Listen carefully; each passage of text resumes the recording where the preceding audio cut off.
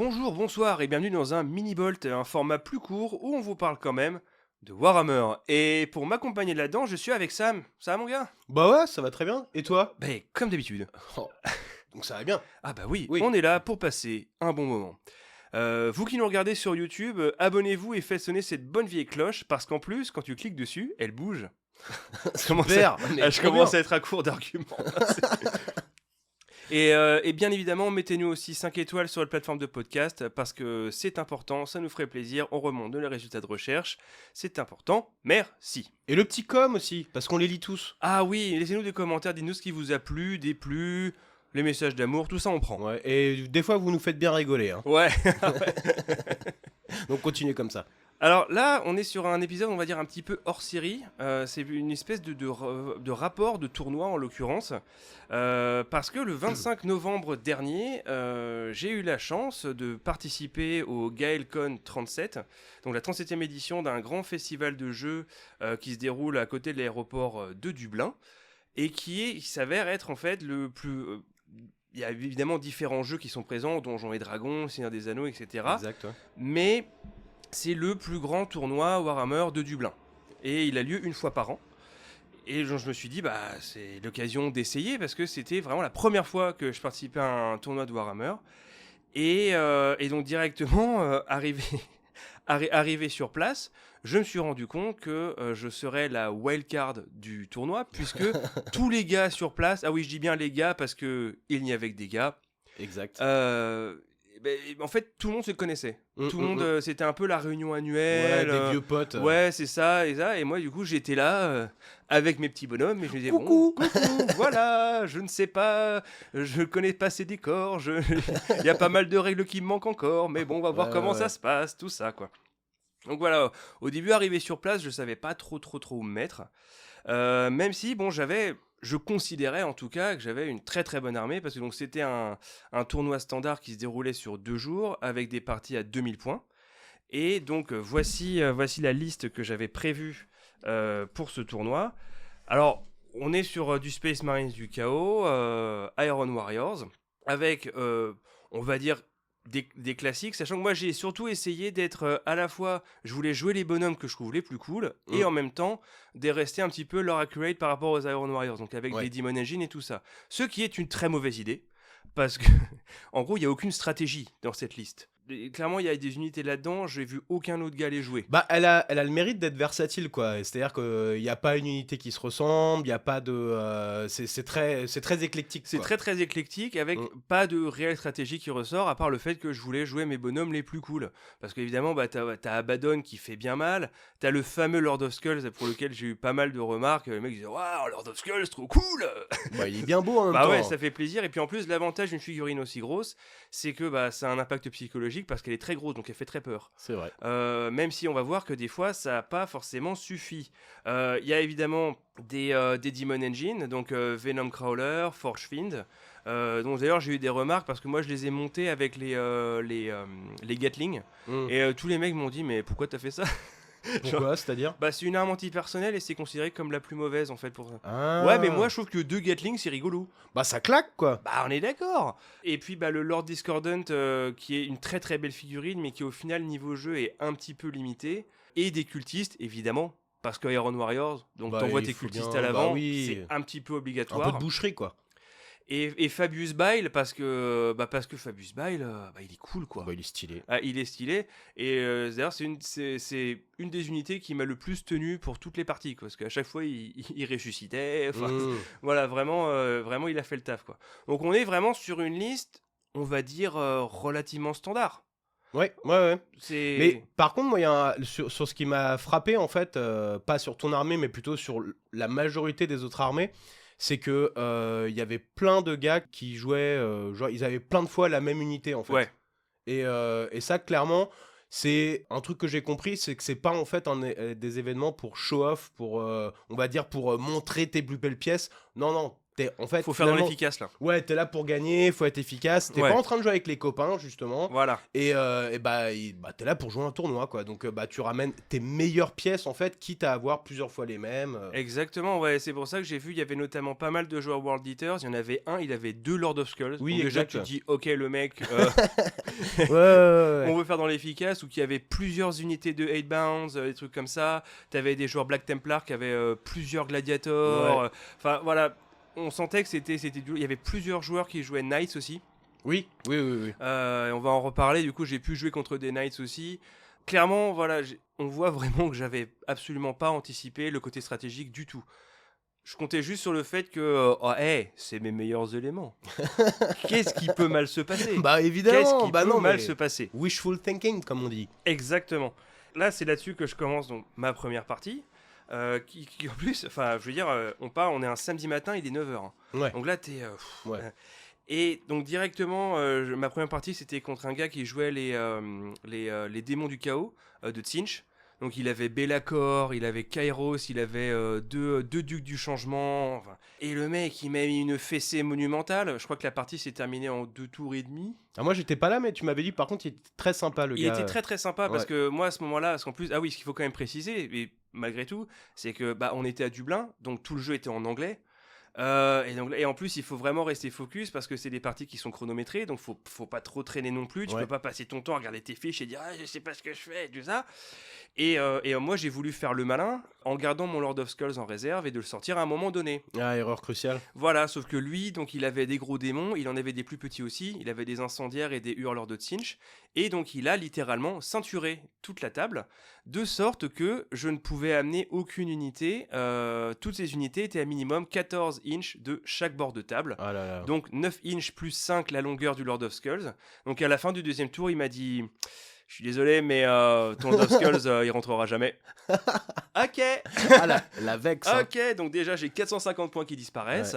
Ouais. Et clairement, ça a été, je dirais pas une expérience traumatisante parce que j'ai énormément appris sur les règles et tout ça, quoi.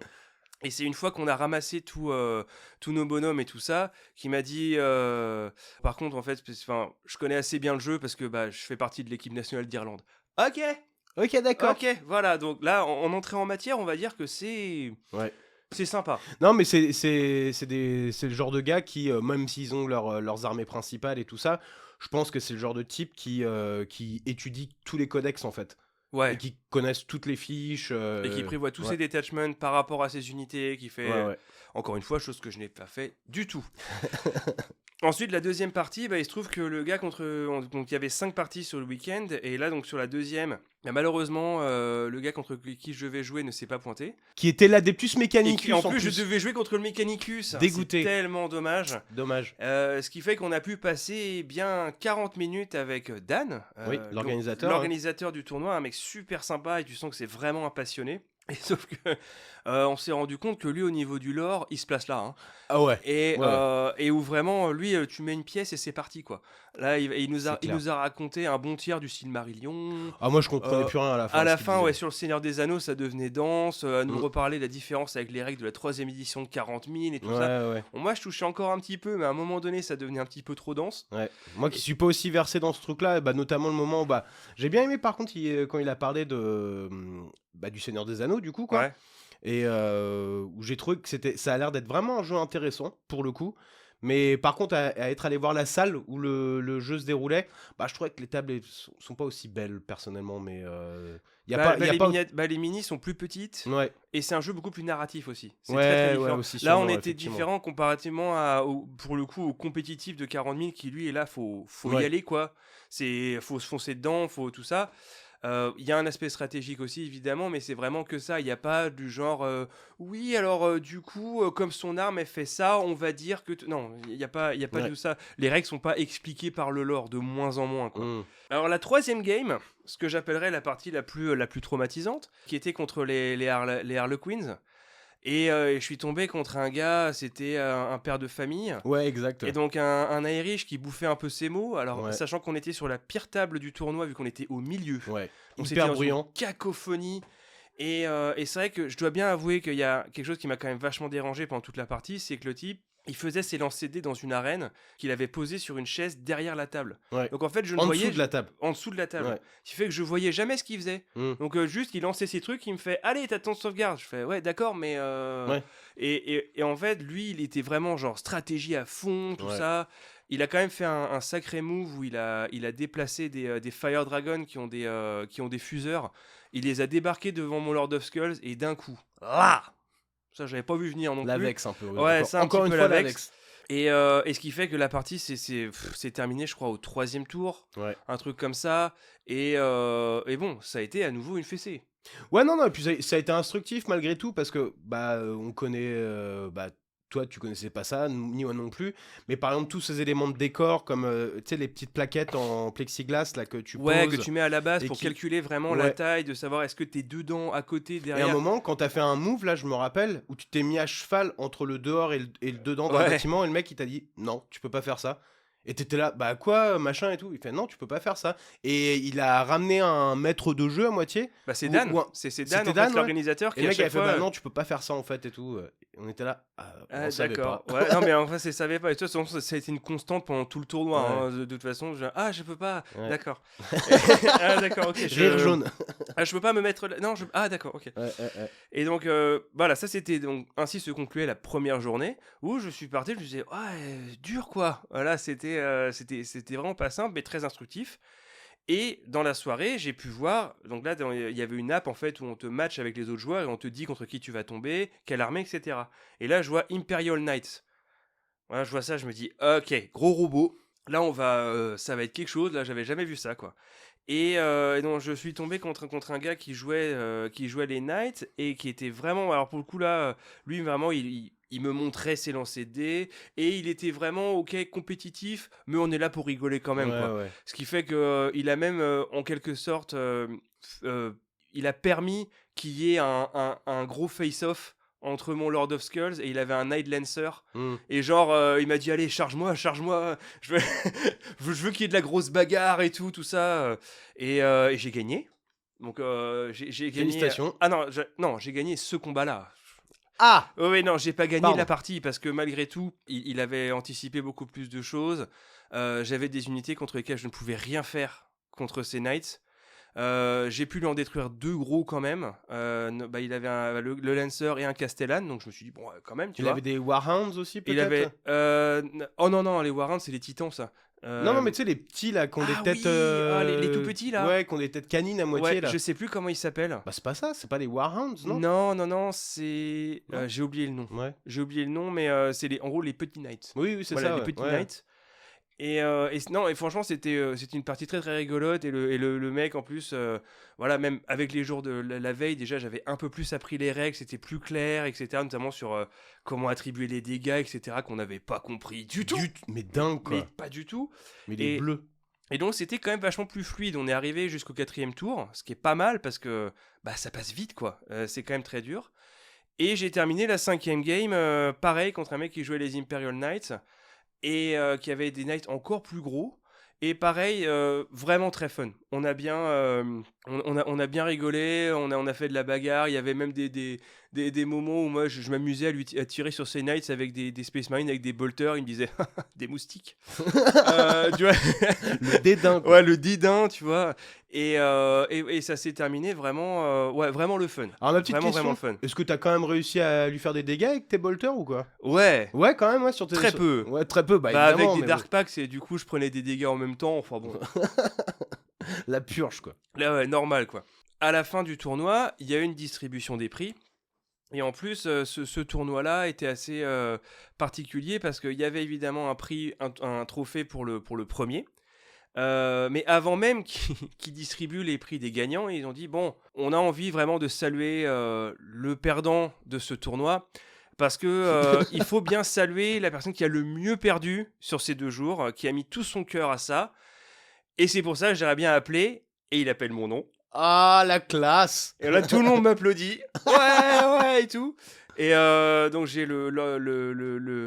on va dire le chef du club local en fait qui me fait un câlin, qui me fait merci d'avoir perdu aussi bien. Je fais j'ai fait mon maximum, c'était vraiment top. Génial. Et donc là l'organisateur dit bon bah écoute, étant donné que là on a bien vu que t'as vraiment pas pu gagner du tout, bah en fait pour que tu fasses mieux l'année prochaine, bah on t'a offert une armée et une arène pour que tu fasses de meilleurs lancers la prochaine fois quoi. Et donc ils m'ont offert ils sont montés de briques et de broc une armée d'Eldar qu'ils ont peint à l'arrache. Et donc c'est mon armée des Eldar de la loose que je garde précieusement. Bah évidemment. Et l'arène 2D que j'utilise encore actuellement. Donc ça franchement c'était très sympa. Elle est grande, c'est ça, elle est plus grande. Ouais, elle est vraiment cool. Et puis même l'attention est sympa quoi. L'attention est vraiment très très sympa. Et ensuite ils ont distribué donc les gagnants du tournoi. Le premier, je crois que le gagnant il jouait World Eaters. Le deuxième c'était le gars contre qui j'ai joué en premier qui avait les démons de Tzinch, membre de l'équipe nationale. Et le troisième, je crois que c'était le premier c'était un joueur Black Templar et le troisième c'était un joueur World Eaters. Donc on est quand même, parce qu'il faisait une différence entre ceux qui gagnaient avec une armée du chaos et ceux qui gagnaient. Alors ensuite il y avait deux autres. Il y avait un trophée pour celui qui a fait le meilleur score pour les joueurs du chaos, un pour les Imperium, et il y avait aussi l'opposition entre Space Wolf et Thousand Sons. Donc celui qui a fait le meilleur score en Thousand Sons et le meilleur score en Space Wolf. Et pourquoi ça déjà ? Il y avait une explication. C'est dans le lore, le sac de Prospero. Ah d'accord. Les Space Wolf et les Thousand Sons se détestent. Ok, d'accord, capté. Ok. Donc voilà là-dessus. Donc là ça s'est vraiment très bien fini et ouais moi je suis reparti de là. J'ai très très hâte d'y retourner l'année prochaine quoi. Ouais et puis quelle meilleure façon de te sentir inclus malgré le fait que t'aies perdu. Bah, en repartant avec des petits goodies, puis bon, t'avais quand même droit à une salve d'applaudissements, ce qui est quand même. Non, mais cool. C'est ça, et puis surtout, même l'ambiance était vraiment très très bonne. Tu sentais que tout le monde était vraiment là pour s'amuser. Ouais. C'est vrai. Quasiment tous les joueurs, d'ailleurs, il faudrait peut-être que je pense à ça l'année prochaine. Tous les joueurs m'ont filé des dés. Ils avaient tous un club et ils avaient des dés custom et tout. Vas-y, tout ça. Enfin. Il y avait des gars vraiment très très sympas. J'ai pu discuter un peu en tournant sur les tables. Ouais, parce que du coup, toi, t'es venu donc le samedi, le premier jour, et t'es juste venu en spectateur pour voir comment ça se passait, quoi. Ouais, j'ai parlé avec plein de gens. Et du coup, toi, là, franchement, dans l'absolu, bon, il faut que t'aies tes 2000 points. Bah, il faut que j'ai mes 2000 points. Bon, ce qui est pas encore fait, mais bon, allez, on sait jamais avec un peu de. Mais l'année prochaine, on a notre team. Bah, allez. Mais mais ouais, non, par contre, ça me donne vraiment envie d'y participer. Et puis, je pense qu'y venir entre copains, en plus, c'est encore plus cool. Mais ouais, non. Et puis, il y avait vraiment des mecs qui avaient du niveau en termes de peinture. Il y avait des très belles armées. Alors, oui. Dont la tienne. Il faut le reconnaître. J'ai eu quelques commentaires et franchement ça fait plaisir. J'ai eu quelques commentaires qui voyaient mes bonhommes qui faisaient tu vois genre tu y as passé du temps. Je fais ouais un petit peu. Donc ça fait toujours plaisir de se faire reconnaître par ses pairs. Tu vois c'est sympa. Même s'il y en avait malheureusement il y a eu un concours de peinture que j'ai loupé parce que j'ai été mangé. Bon, ça c'est ma faute. Ah oui, d'accord. Ouais, j'ai complètement loupé ça. Mais après, il y en avait sincèrement qui méritaient tellement de gagner. Je crois que d'ailleurs, celui qui a eu le prix, c'est un mec qui avait fait des beach orcs. Tu les avais vus, ceux-là si, où il avait fait des orques en short avec leurs serviettes dans le dos et notamment un Ghazghkull Traka qui était sur une vague. Et genre, la vague, elle est translucide avec des crabes dedans. Enfin, et ils sont sur du sable et tout. Enfin. Ils étaient vraiment sublimes, tu sentais que le mec il avait réfléchi, que... Non, puis en plus pour le coup là c'était vraiment des modèles qui étaient customisés quoi. Ouais. C'est que le mec il a même fait du modélisme par-dessus. T'avais une armée notamment de Chaos Knights avec des peintures irisées. Ouais.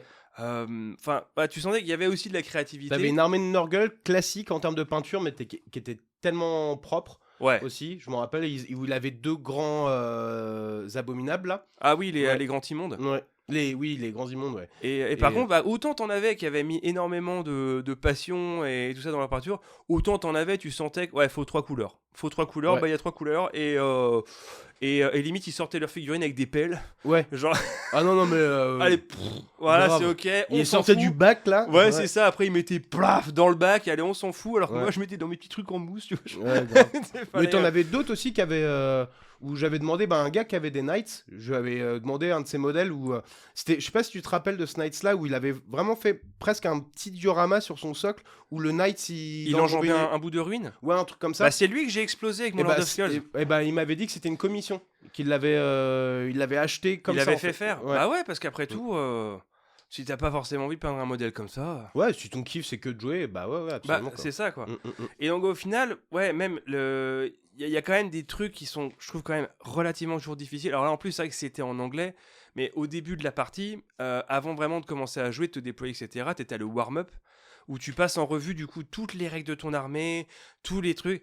Et je t'avoue que là, à ce moment-là, tu dis, là, ta concentration doit être au maximum, parce qu'il y en avait certains, notamment, enfin... du coup qui me faisaient le détail de toutes leurs unités, limite leurs armes, tous ses stratagèmes, tout son detachment, son army roll. Et moi au bout de 2 minutes j'étais là, ouais attends, je comprends rien. Tu comprends plus rien.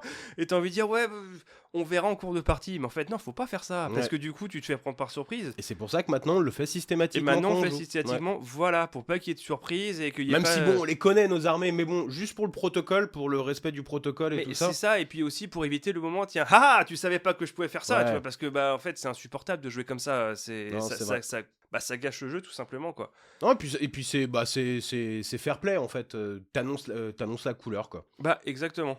Et donc c'est pour ça que, à vous qui nous écoutez, et si jamais vous vous posez la question et que vous voyez ça autour de chez vous, je vous enjoins vraiment à participer à un tournoi, parce que moi sincèrement j'étais un peu stressé au début, hein. J'étais un peu nerveux. Alors au-delà du fait que c'était pas en français, même si on est habitué à jouer en anglais, mais on se parle en français entre nous quand on joue. Donc. Mais honnêtement, tous les joueurs sur lesquels je suis tombé, voilà, ils savent. Et d'ailleurs même... notamment les 2 derniers gars contre qui j'ai joué, qui jouaient les Knights et tout, on a plus eu l'occasion de parler et tout, et ils m'ont dit ah non mais moi les premiers tournois je me faisais déglinguer. J'ai fini dernier aussi, tu vois, évidemment. Et d'ailleurs pas plus tard qu'hier, j'ai entendu dans une émission que j'ai découvert récemment, qui s'appelle Adeptus Ridiculus. Je sais pas si t'as jamais entendu parler. C'est un petit truc de rien du tout. C'est que dalle, c'est une petite émission qui vient de commencer là. Et un des animateurs, Bricky, du coup a dit que le premier tournoi auquel il a joué, pareil, dernier. Ouais. Donc comme quoi. C'est circonstance en fait. Hein. Oui, c'est complètement de circonstance. L'avantage, c'est que l'année prochaine, mon seul objectif, c'est de faire avant-dernier. Pas mal. C'est pas mal comme objectif. Et moi, mon objectif, ce sera de faire dernier. De te faire dernier. Oh oui, mais ça, c'est parce que tu veux le cadeau à la fin. C'est complètement intéressé, ça. Ouais, mais bon, si je finis avant-dernier et que toi, tu refinis dernier, je pourrais faire chais.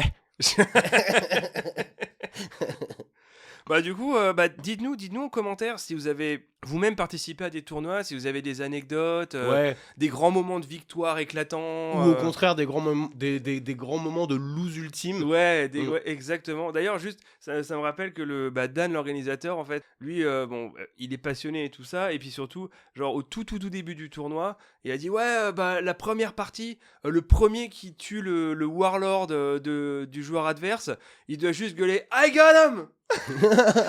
Et donc moi je me suis dit vas-y je vais essayer. Ouais, laisse tomber, son warlord c'était Bellacore.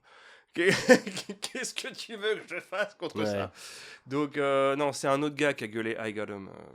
Évidemment. Voilà, au moins j'aurais essayé. Est-ce que tu aurais un mot de la fin pour résumer ce très bel échange? Le fun. Allez, Kenavo les potos. Gros bisous tout le monde, ciao ciao.